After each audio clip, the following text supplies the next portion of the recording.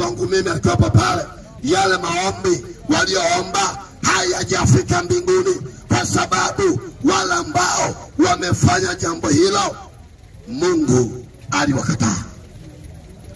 Na watu hawa Mungu alichonifunulia, wana magudulia ya dhambi, wana magudulia yaliyojaa dhambi, wana magudulia yaliyojaa uovu. Haiwezekani mtu muovu mwenye magudulia ya dhambi asimame kuombea taifa.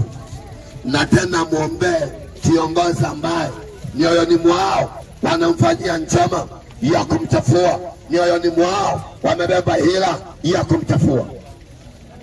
Hili jambo limefanywa na viongozi wa kanisa la Kikristo, sio viongozi wa dini.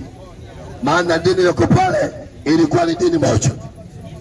Sikiza nikwambie, kwa sababu hiyo nataka niwape mfano mzuri ili mjue ya kwamba kwenye taifa hili yuko nabii, nami naitwa mchungaji wa taifa, Nabii Mikaya Komando Mashimo. Nataka niwaletee mvua, niwaletee mvua, nataka niwaitie mvua, niwafungulie mbingu kwa kinywa na kwa jina la Bwana, kwa kinywa changu na kwa kinywa na kwa neno la Bwana. Nataka niwaletee mvua Tanzania, ili muone ya kwamba mimi ndiye mchungaji wa taifa, mimi ndiye nabii wa Bwana. Haijalishi mmenipa majina ya kwamba ni mchungaji wa mchongo, ya kwamba sina Mungu, ya kwamba mimi sio mtumishi wa Bwana, lakini kwa jina la Bwana majeshi nataka niwaletee mvua, niwafungulie mvua.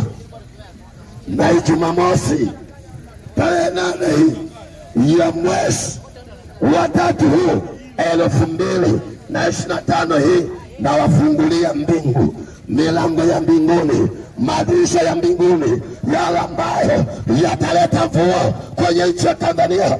Rais wa Jamhuri ya Muungano wa Tanzania aifikia hii ya kwamba yuko mtumishi wa Bwana, yuko nabii wa Bwana kwenye taifa hili, anaitwa mchungaji wa taifa, anaitwa nabii wa Bwana. Nataka niwafungulie mvua, nataka niwaletee mvua mtu, nataka niwaletee mvua, niwaletee mvua Bwana, ya kwamba yuko Bwana anayetenda makuu, ya kwamba yuko Bwana anayefanya makuu, ya kwamba yuko Bwana aliyenipaka mafuta akanifanya kuwa mchungaji wa taifa.